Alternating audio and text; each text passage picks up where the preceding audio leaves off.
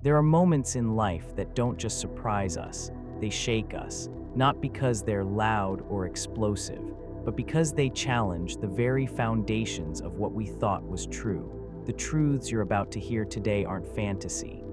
They're not myths, they are real, documented, hidden, buried, and now resurfacing like cracks in the seemingly unshakable wall of history. You were probably taught that Isaac Newton was the father of modern physics, the man of gravity, the mind behind the apple. But what you likely never heard is this: Newton spent more time writing about alchemy and biblical prophecy than he ever did about physics. He believed the Great Pyramid of Giza held divine codes that could unlock the secrets of the end times. He believed the Bible was encrypted with sacred geometry, maps to the mind of God. You were told King Solomon was wise.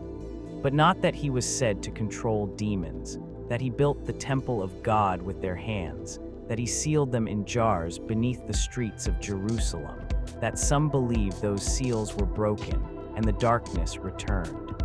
But this is not the story of ancient magic. This is a story about you, about how much of what you believe about your world might be incomplete. Have you ever wondered why each day of the week feels different? Why Mondays feel heavy? Why Tuesdays are aggressive? Why Sunday feels almost holy? Ancient civilizations believed each day was governed by a celestial body, a spiritual power that shaped your emotions, your thoughts, even your fate. It wasn't a superstition, it was a cosmic language, now forgotten. Have you ever questioned why the number 7 appears everywhere in Scripture? Why 666 sends a chill down your spine? Why the Bible once casually mentions that the disciples caught exactly 153 fish? What if numbers weren't numbers, but keys? Keys meant to be discovered by those with eyes to see. And what if I told you that Newton, one of the greatest minds in human history, dedicated his life to unlocking those keys? And what if, buried deep in the deserts of Jordan, archaeologists uncovered a weather-worn slab of black basalt with inscriptions that confirmed the existence of a biblical king once thought fictional? What happens when the myths begin to whisper, "I was real all along"? This video isn't just about ancient secrets. It's about the veil that still covers the world you live in. A veil so subtle you don't even notice it's there until something pulls it back. And once it does, you may never look at your world the same way again, because once you've seen what's hidden, you cannot unsee it. So if there's still a part of you that believes this world is more than bills, traffic, and daily routine, if some quiet part of your soul still aches to remember what we've forgotten, then come with us. Come chase the forgotten. Come question what we're not supposed to ask. Come listen to the truths so disturbing, so awe-inspiring. You'd think they were fake, but the truth doesn't need your belief to exist. It just needs to be found.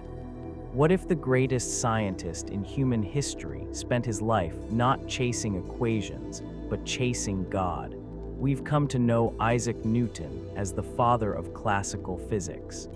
The man who watched an apple fall and in that moment unlocked gravity, the architect of motion, the builder of reality as we understand it. But beneath the polished marble of that legacy lies another Newton, one almost no one talks about.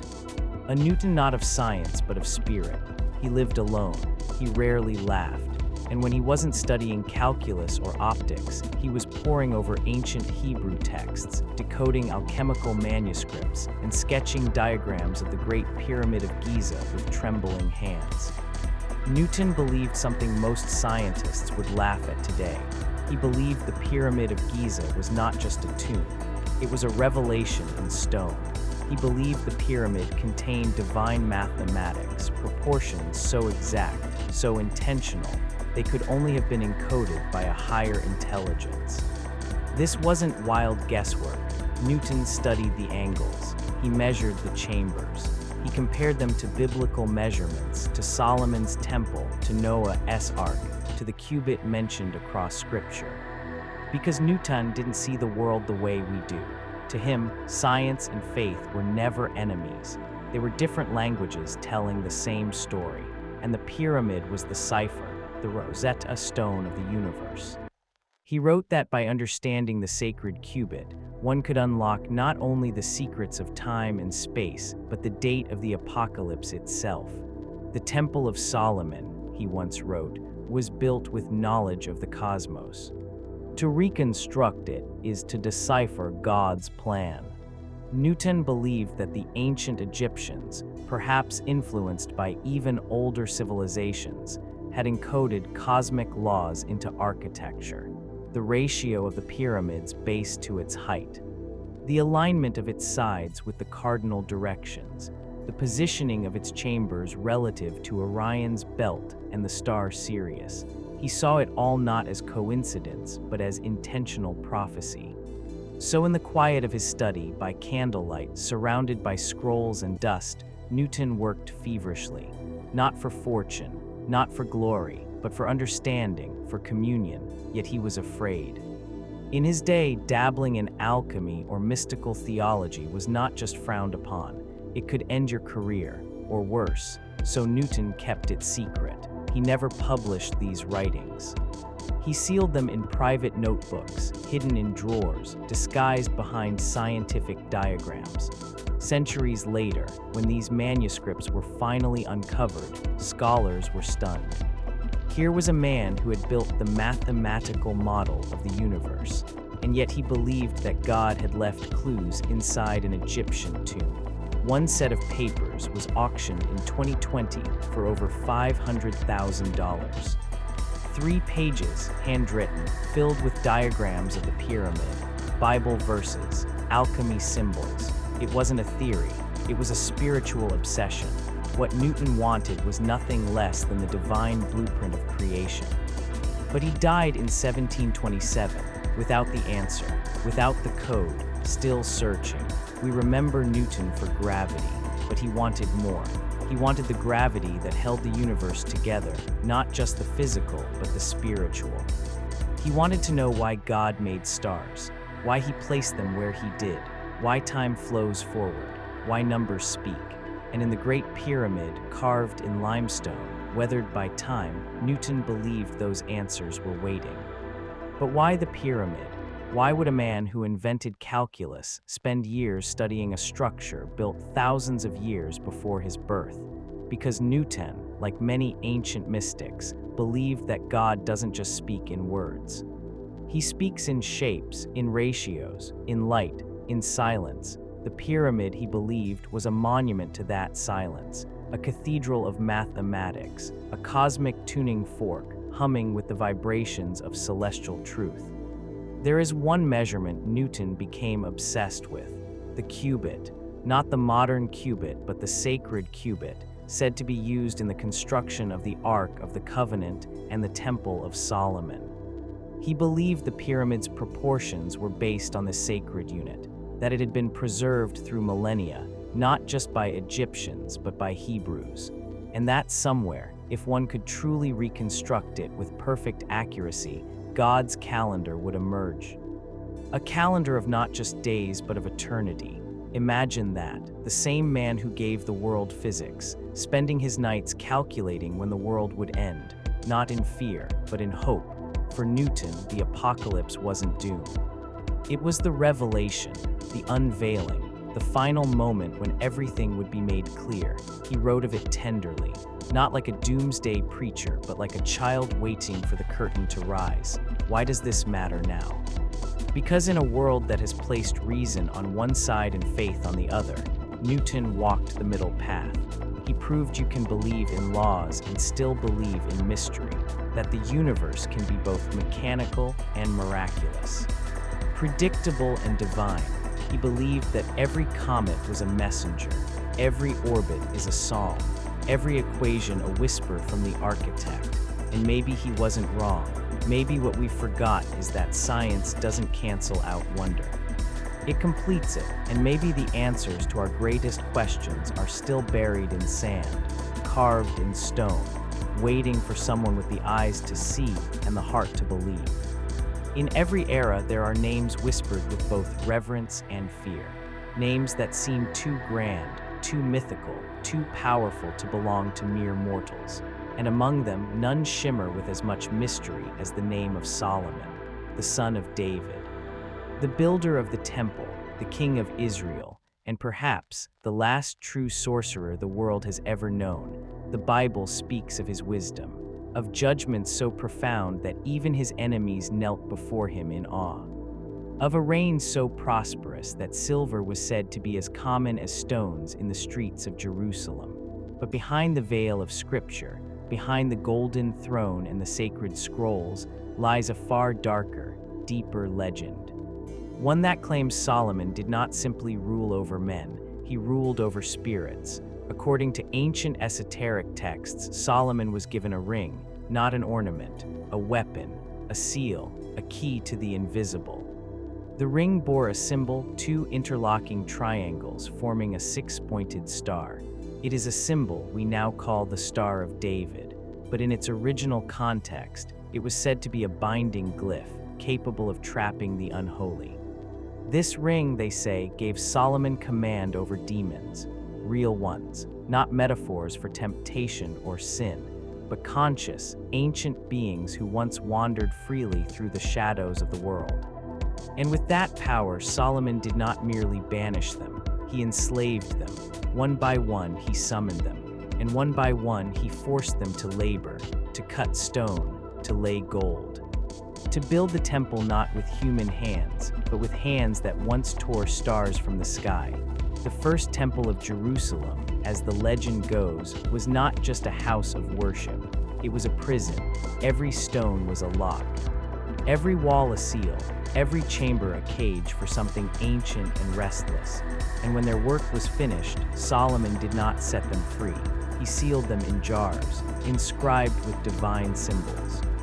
Buried deep beneath the foundations of the city, trapped for eternity, or until the seals were broken. This is not fiction. This is the account found in the Testament of Solomon, a mysterious text attributed to the king himself.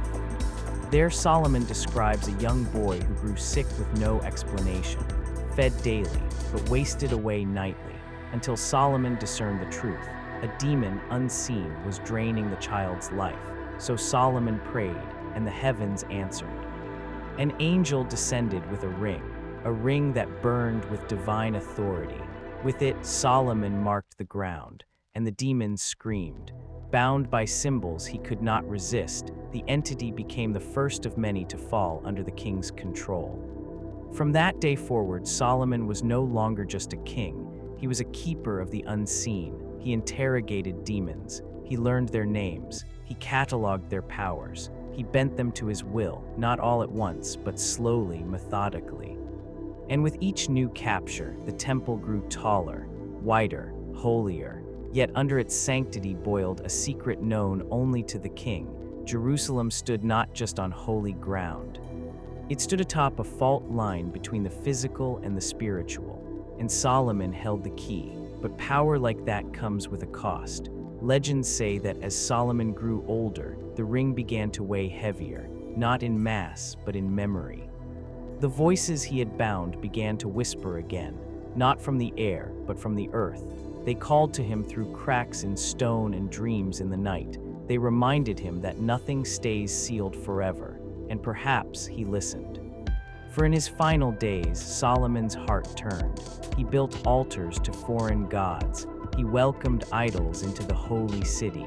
He broke the symmetry of what he had once made perfect. Some say it was his punishment. Others say it was the consequence of holding onto forbidden knowledge too long. But one thing is certain.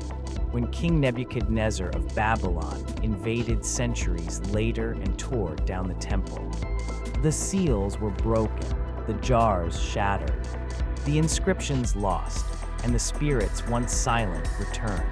Even today, there are those who claim that the darkness released then has never truly gone away, that the corruption, the hatred, the wars, the plagues are whispers from beings freed too soon. That temptation is not merely human weakness, but the echo of something once buried and now loosed. And as for the ring, its image has survived, across cultures, across millennia. In Islamic tradition, Solomon, called Suleiman, is still regarded as a prophet and a master of the jinn. In medieval Europe, alchemists and occultists spoke of the Seal of Solomon as the ultimate key to controlling spirits. To this day, the ring symbol is carved onto amulets, tattooed on skin, inked onto grimoires, not as decoration, as invocation. For those who dare to believe, it still holds power, not just symbolic power, but real, terrifying, transformative power, power that can open, and power that can unleash. The question is not whether Solomon's ring existed, it is whether someone, somewhere, still holds it, or worse, has made a new one. Because if the ring was truly a tool of geometry and language and spirit, then the blueprint still exists. It can be reconstructed, the right sigils, the right metals, the right incantations spoken under the right stars. And the veil between our world and the next could be torn once again. Would it be wisdom or arrogance? Would it bring justice or chaos? No one can say, but we do know this. Solomon understood something we have forgotten. That evil is not merely something to be feared. It is something to be understood, named, confronted, and when necessary, bound. We live in an age where demons wear new faces. They live in screens, in algorithms, in temptations that smile sweetly before they devour. But perhaps the ancient wisdom still applies. Perhaps the symbol still protects. Perhaps the name of Solomon, long whispered in myth, is a warning we were meant to remember. Because if a king once held dominion over shadows, then maybe so can we. There are patterns we follow without question, routines we inherit without knowing where they come from. We wake, we work, we rest, we say it's Monday, we wait for Friday, we long for Sunday, and yet we rarely ask why. Why these 7 days? Why this order? Why this rhythm that has shaped the heartbeat of humanity for thousands of years? Most believe it's just a calendar, just a convenience. But to the ancient mind, the days of the week were not arbitrary. They were alive. Each day was governed by a celestial power. Each one carried a distinct spiritual signature, not just time, but influence. Monday was the day of the moon shifting, emotional, reflective. It marked the beginning, but it did so softly, pulling at the tides of the soul. Ancient mystics believed the moon stirred up emotions, memory, and the subconscious. That's why Mondays feel heavy, not because the weekend ended, but because your soul is still echoing what it remembered in the stillness. The moon does not shout, it whispers, and on Mondays, if you're quiet enough, you might hear it. Tuesday belongs to Mars, red, fiery, restless, the planet of war, drive, confrontation. On Tuesdays, people argue more, make bold decisions, take action, sometimes too quickly. Ancient warriors were often sent to battle on Tuesdays because Mars gives strength, but also rage. If Monday asked you to feel, Tuesday dares you to fight. Wednesday bends to the will of Mercury, the messenger, the thinker. The god of speech, logic, and learning.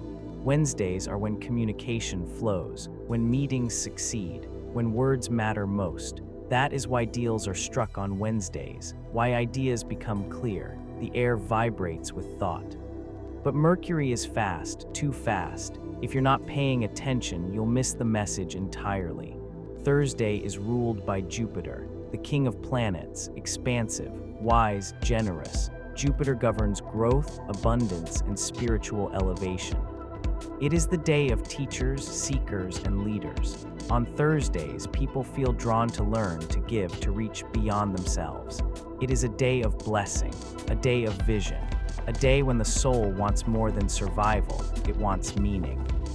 Friday dances in the glow of Venus, the planet of love, beauty, art, connection. That's why the world slows down on Fridays, why we seek each other, why we fall in love under city lights and soft music. Venus doesn't shout either. She draws, she attracts, she awakens what is tender inside us. On Fridays, we remember we are not machines, we are human, and we are made to feel. Saturday is Saturn's day, and Saturn is the taskmaster of the cosmos. the one who measures, who tests, who teaches through trial.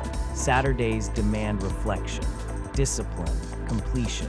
It is the day to finish what was started, to repair what was broken, to honor what was neglected.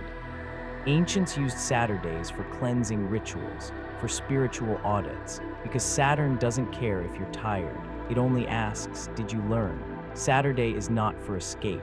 It is for alignment. Sunday burns with the fire of the sun. The source of light, of life, of truth. It is no accident that many cultures chose Sunday for worship, for rest, for reunion. The sun is the eye of God, watching, warming, revealing. Sunday is when you remember, when you pause, when you feel your spirit breathe again. Ancient Egyptians revered the sun as a deity. The Maya tracked its cycles like the beat of time itself. And today, without even realizing, we still bow to its presence. We call it Sunday, but it is still the day of light, the day to step out of shadow. 7 days, 7 energies, 7 keys, each one part of a greater pattern, a celestial choreography written long before our first clocks. Long before our modern lives blurred the sacred into the mundane. And what if we've forgotten? Not just the symbolism, but the power. What if our sadness on Monday, our rush on Tuesday, our softness on Friday, our stillness on Sunday are not randoms, but resonance, echoes of ancient design, of a time when humans knew that every day was a teacher, every planet a voice, every hour a chance to align or drift further from our center. We've turned these days into boxes. But once they were gateways, so the next time you say, it's just Monday, pause, listen, because the moon is speaking, and your soul remembers, it always has. For thousands of years, the Bible has been read, quoted, preached, memorized. It has inspired empires. It has comforted the grieving and warned the proud. But there's another Bible, one that is not read aloud in churches, not taught in schools, not even fully acknowledged by most believers. It is the esoteric Bible, the hidden Bible, the Bible that was never meant to be read just with the eyes, but with the soul. To the initiated, the Bible is not only a book, it is a labyrinth, a living cipher, a text encoded with divine mathematics, celestial patterns, and sacred frequencies. And only those with the keys can find the doors, not golden keys. Not silver ones, but spiritual tools, ways of seeing. One such tool is sacred numerology. In Scripture, numbers are never just quantities, they are messages. They carry meanings layered across dimensions. The number 7 appears more than 600 times in the Bible. 7 days of creation, 7 seals, 7 trumpets, 7 churches. 7 is the number of divine order, of spiritual completion. It reflects wholeness, not just in heaven, but within the structure of the cosmos. To the ancients, 7 was not a symbol. It was a vibration, a frequency aligned with God's breath. Then there is the mysterious number 153, mentioned only once in the New Testament. When Jesus instructs his disciples to cast their net, they pull up 153 fish, no more, no less. Why such a specific count? Some scholars say that in the ancient world, 153 was believed to represent the total number of fish species. In essence, a metaphor that Christ's message was for all, every tribe, every language, every soul. And then there is 666, the number of the beast. To the fearful, it means evil. To the curious, it means something more. In Hebrew and Greek, each letter has a numerical value. When you transliterate the name Nero Caesar, the Roman emperor who violently persecuted Christians, the numbers add up to exactly 666. Could Revelation be warning not just of future tyranny, but referencing a tyrant already known? Or is it deeper? Could it represent a repeating pattern in human history? A warning that every age produces its own Nero, and the beast is never one man, but a spirit of dominion that returns again and again. Another key is geometry. Sacred architecture. Every temple described in the Bible follows precise proportions, not by accident, but by divine design. the cubit, the altar, the inner court, all were mapped not only for beauty, but for spiritual resonance. Solomon's temple was a structure of power. Its measurements were tuned to vibrate with the order of the universe. It was a place not only of sacrifice, but of alignment, an earthly mirror of a heavenly pattern. And then there is astrology, a word that makes modern believers uneasy. Yet the ancients made no such division. To them, the sky was scripture. The heavens declared the glory of God, not poetically, literally. The stars were signs, not of superstition, but of timing. When the wise men followed a star to find Jesus, they weren't guessing. They were interpreting cosmic signals. The Bible is filled with references to constellations, to the Pleiades, to Orion, to the movements of the moon and sun. Some esoteric scholars believe that entire prophecies are linked to planetary alignments, that the apocalypse described in Revelation is not just symbolic, but astrologically timed. A celestial choreography written into the fabric of time itself.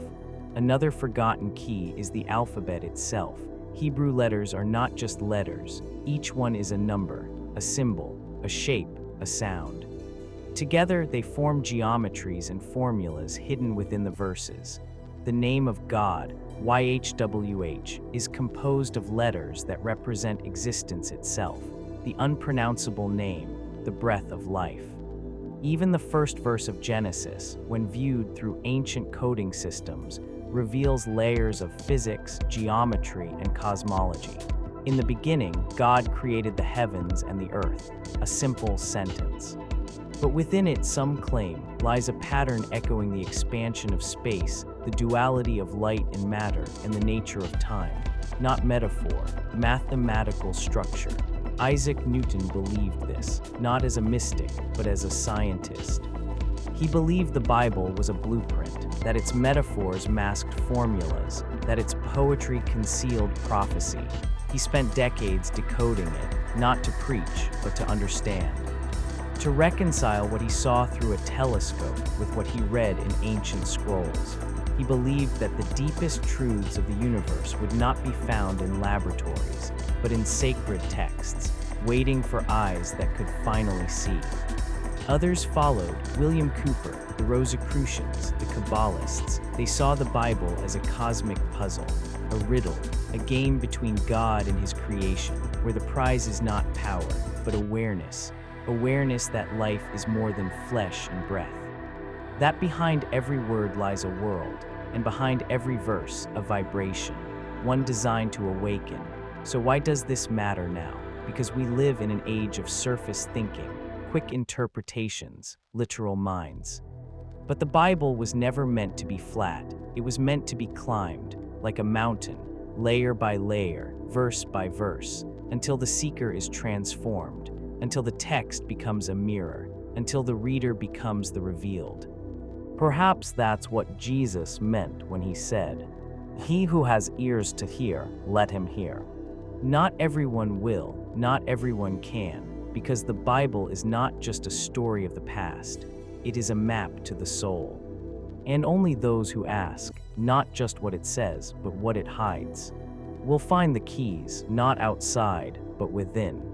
For generations, critics have called the Bible a myth, a poetic story, a spiritual lens, not a historical record. They pointed to the lack of physical proof, no artifacts, no monuments, no names in stone. Just words in a book, but then stone began to speak. In 1868, in the deserts of Jordan, something ancient was unearthed, a massive slab of black basalt, etched with inscriptions. It became known as the Mesha stele. And it told a story, the story of King Mesha of Moab, a man who claimed victory over Israel. And in the fading, damaged lines, 3 letters survived.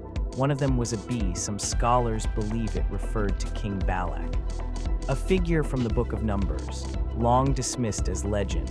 And suddenly, the line between scripture and history blurred. This was not a Bible, not a church document. This was pagan stone, written by an enemy of Israel. And yet it mentioned the same battles, the same lands, the same names. Could it be? that the stories of Scripture are not just symbolic, but fragments of memory, rooted in places we forgot how to look. Archaeology has slowly peeled back the sand. City gates, coins, burial inscriptions. They whisper of Hezekiah, of David, of a temple once thought too grand to be real. Each stone becomes a sentence, each ruin a resurrection. If one king long thought fictional is found, how many others lie buried? How many sealed stories still wait in the ground? And if parts of the Bible prove true, do we dare to re-examine the rest? The angels, the giants, the flood?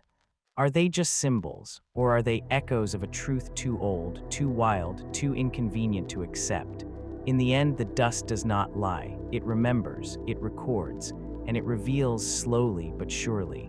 What men forgot, the earth never does. What if everything you thought was legend was once real?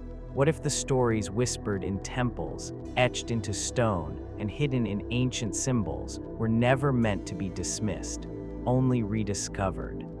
A scientist who searched for prophecy in geometry, a king who ruled not only men, but spirits, a calendar shaped by planets, not politics, a sacred book encoded in numbers, constellations, and vibration. And the earth itself, confirming stories long dismissed as myth. Maybe we haven't moved beyond the ancients. Maybe we've just stopped listening.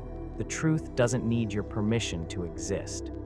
It lives quietly beneath your feet, above your head, and somewhere inside your memory. Buried but not gone, forgotten but not lost. It waits for the one who dares to ask again, to knock, to seek, to remember. Because the greatest secrets are never locked behind doors. They are hidden in patterns, waiting for eyes that have finally learned how to see. Be sure to subscribe to the channel and turn on notifications. We'll see you in the next video.